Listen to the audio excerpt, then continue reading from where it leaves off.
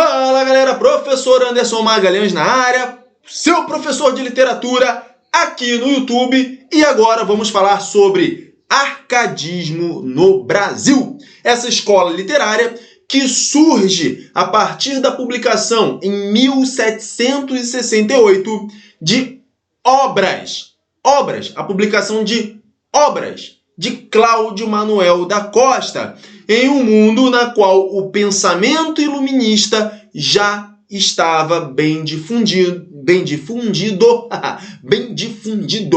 E a razão também, né, pessoal? Com o pensamento iluminista veio a ideia da razão. E aí, os árcades, né? Os escritores árcades, o que eles repudiavam era todo aquele rebuscamento lá do barroco, e aí se inicia, então, uma nova escola literária, o arcadismo, tudo bem? Então vamos avançando aí e deixar esse assunto bem estruturado para você. Então o contexto aí, primeira coisa é você saber o que significa a palavra Arcádia. Pessoal, Arcádia, as Arcádias eram centros de escritores que eles se reuniam para ler seus textos uns para os outros. E eles repudiavam o rebuscamento do barroco, tá? Então você tem um novo movimento ali iniciando dentro das Arcádias, tudo bem? E é uma crescente reação aos excessos formais do barroco, e essa reação começou a emergir no fim do século XVII, né? Século XVII, então, são os anos 1600. No final dos anos 1600, você tem essa reação ao barroco, né? E aí, em 1690, a fundação da primeira Arcádia, originária de onde? Do Círculo de Poetas e Críticos de Roma, tá? A Arcádia Romana, tudo bem? Então, a Arcádia Romana é a primeira das Arcádias, tá? E uma das metas da Arcádia era repudiar o rebuscamento barroco, porque era considerado de mau gosto. Tudo bem? Tranquilo? Vamos avançando aí, pessoal. Vamos avançando e falar aí sobre as características do arcadismo, galera. Algumas expressões latinas, elas estão muito ligadas às características do arcadismo, tudo bem?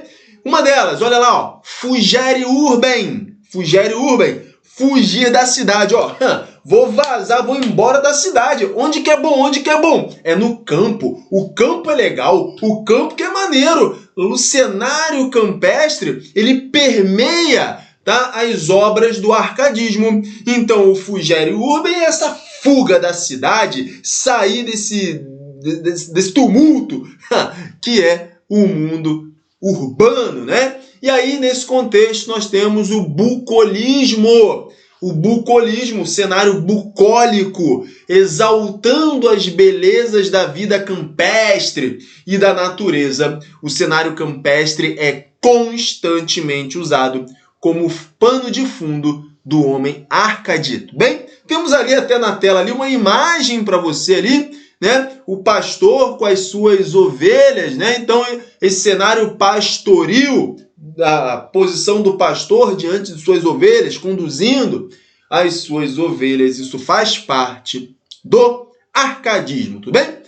Vamos avançando aí, pessoal. Existem mais características do arcadismo. Inutilia truncati, corta o inútil, corta o inútil. E aí nós temos que esse preceito é uma reação aos excessos formais do barroco. Ao contrário do rebuscamento, né?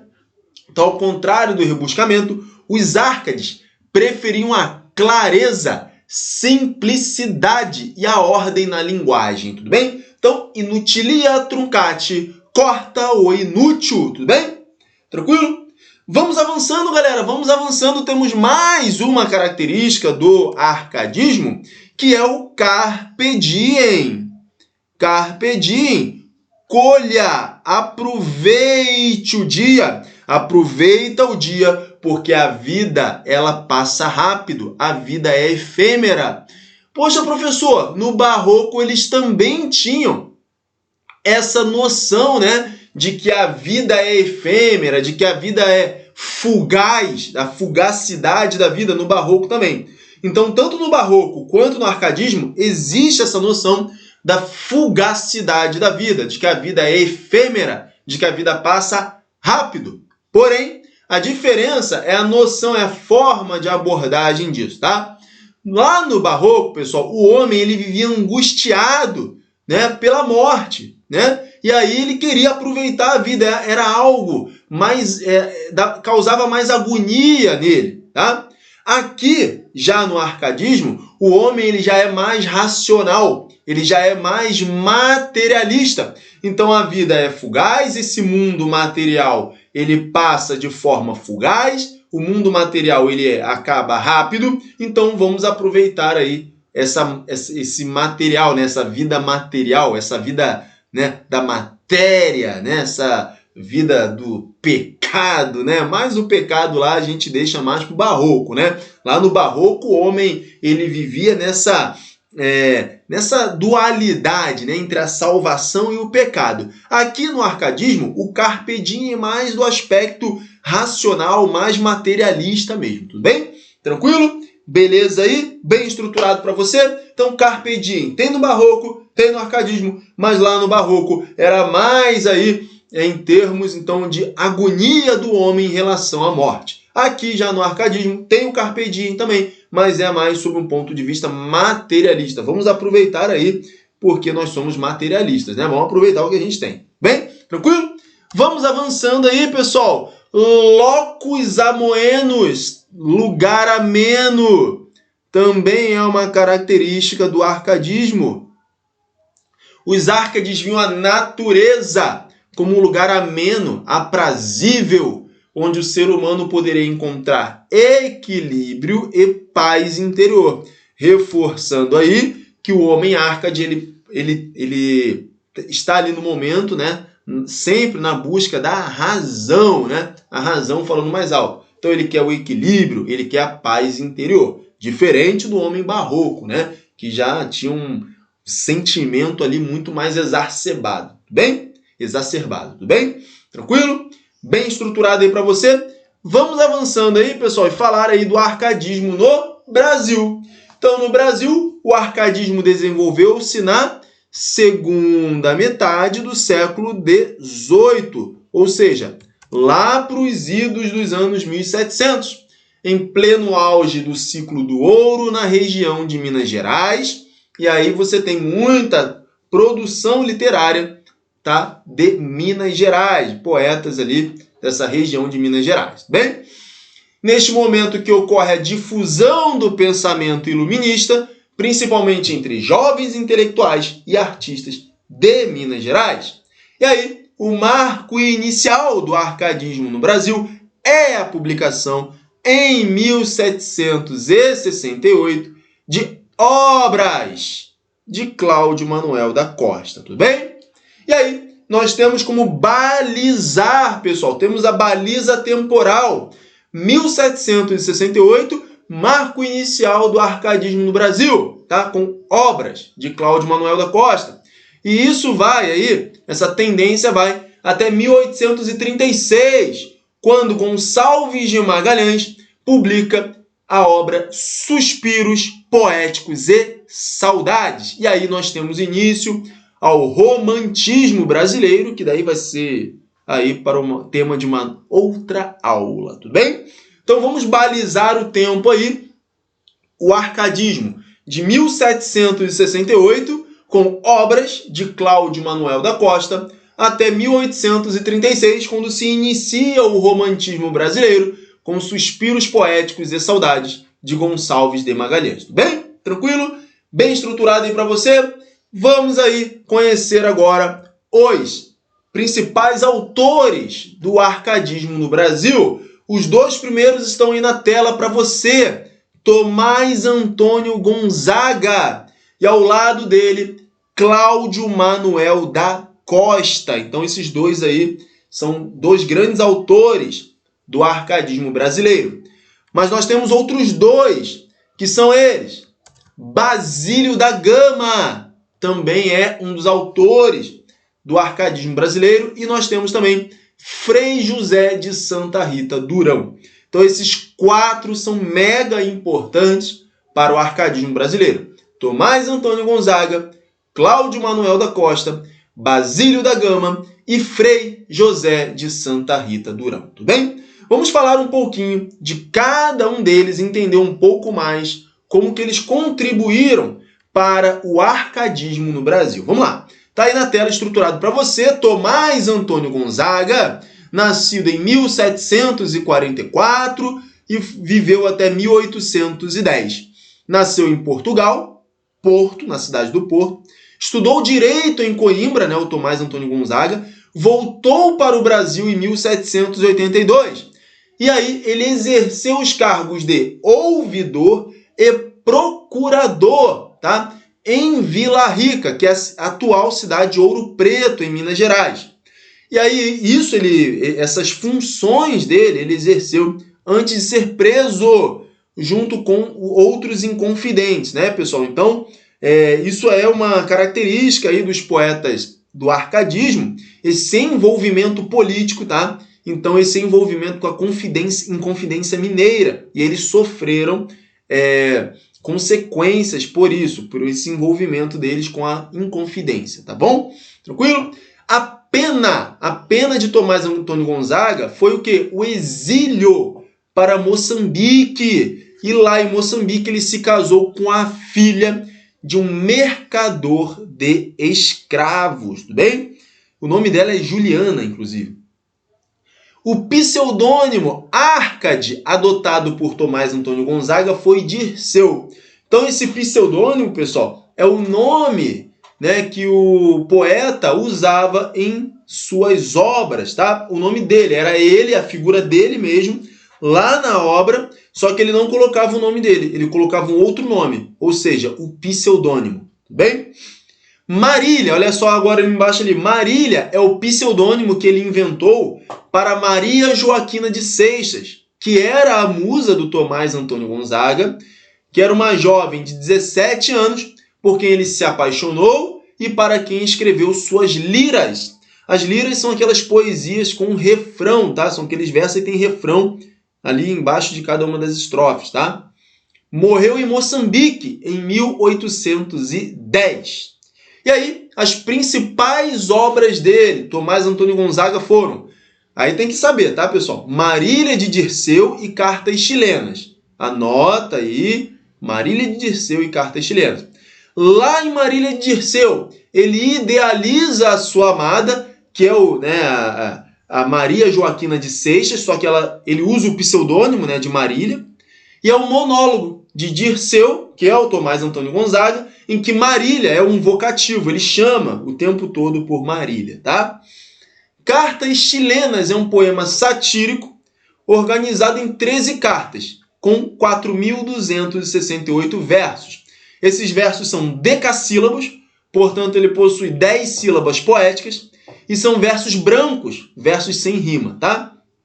E a ideia dessas cartas chilenas é que o emissor é Critilo, que é o próprio Tomás Antônio Gonzaga, o destinatário é Doroteu, que é o Cláudio Manuel da Costa, que é um outro poeta Arcade, E aí faz uma crítica à administração de Fanfarrão Minésio, que nada mais é do que o Luiz da Cunha Menezes, que é o governador-geral da província de Minas Gerais. Tudo bem? Então você vê o envolvimento político do Tomás Antônio Gonzaga, inclusive aí com as cartas chilenas. Tudo bem? Pessoal, vamos avançando então, já falamos aí do Tomás Antônio Gonzaga, vamos falar aí do Cláudio Manuel da Costa, que nasceu em 1729 e faleceu em 1789. Nasceu em Minas Gerais, após o curso de Direito lá em Coimbra, lá em Portugal, viveu um tempo em Lisboa, onde entrou em contato com o arcadismo. Ele retornou ao Brasil e tomou parte da Inconfidência Mineira, tá, pessoal? Ele tomou parte da Inconfidência Mineira.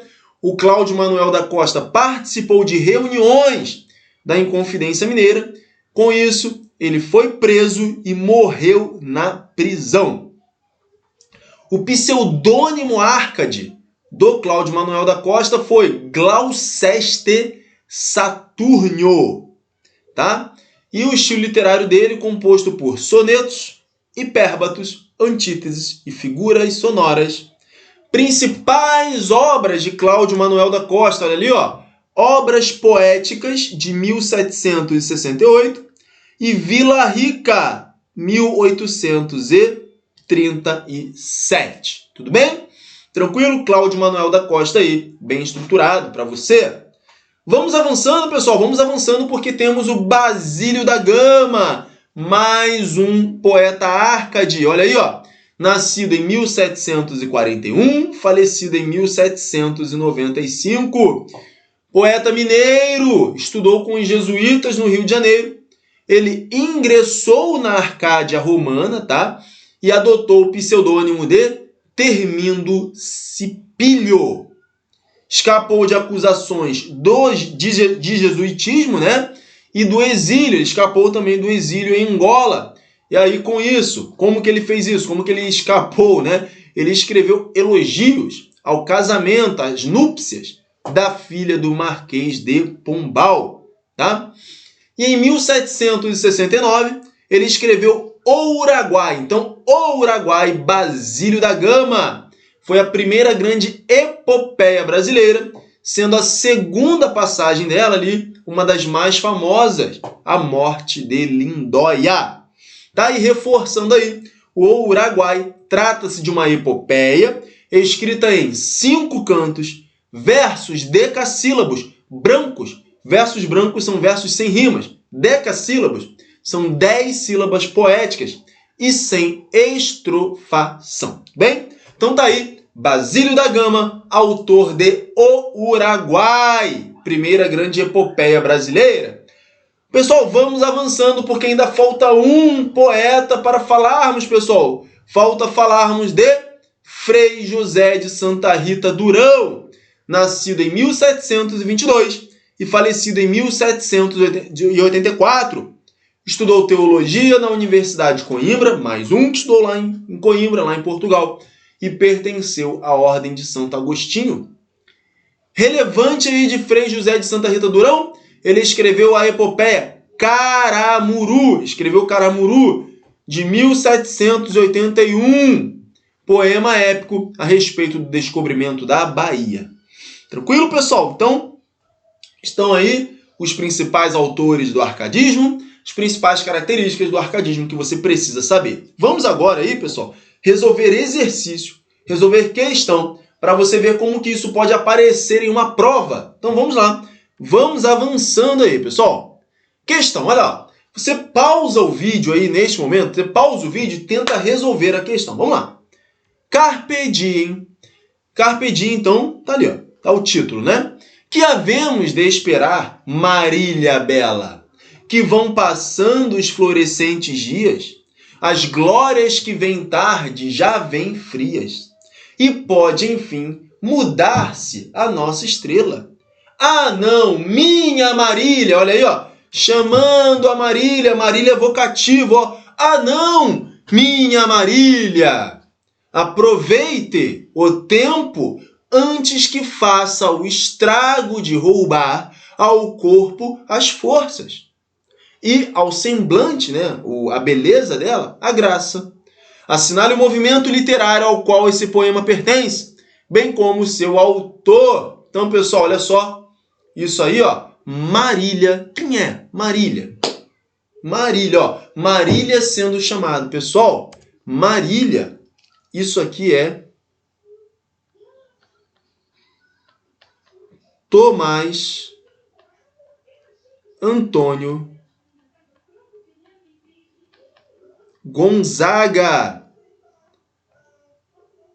poeta Árcade. Então o movimento literário é o arcadismo e o autor é o Tomás Antônio Gonzaga, gabarito letra C de casa. Bem bonitinha a questão, bem legal, né? Tranquilo? Então, Marília, ó, você mata aqui pelo Marília, ó, chamando a Marília, ó. É o pseudônimo que ele usa, ó, Marília, olha aqui, ó. É o pseudônimo da musa dele, né? A Maria Joaquina, né? Então, temos aí Marília, tá? Tudo bem? Tomás Antônio Gonzaga. Vamos avançando, vamos a mais uma questão. Vamos lá.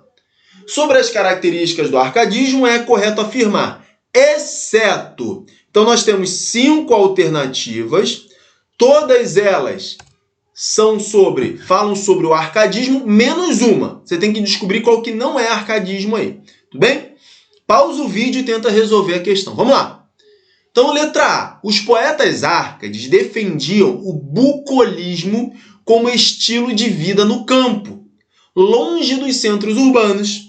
A vida pobre e feliz no ambiente campestre contrasta com a vida luxuosa e triste na cidade. Isso aqui é muito arcadismo, isso aqui, muito arcadismo, tá? Letra B. Apego excessivo pela forma em detrimento do conteúdo. O arcadismo defendeu a arte pela arte, um retorno aos ideais literários clássicos. Pessoal, isso aqui não é arcadismo. Galera, isso aqui é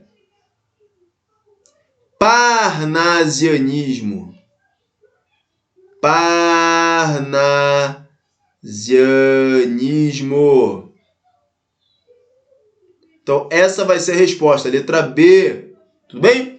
Outra coisa, pessoal, na letra B, apego excessivo pela forma em detrimento do conteúdo, galera. Os árcades repudiavam o rebuscamento do barroco. Então, não tem como ser a letra B, tá?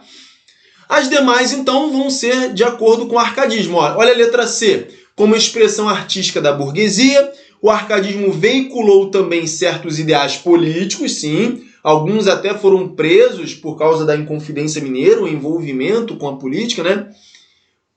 Então, eles veiculou também certos ideais políticos e ideológicos dessa classe, formulados pelo iluminismo, sim.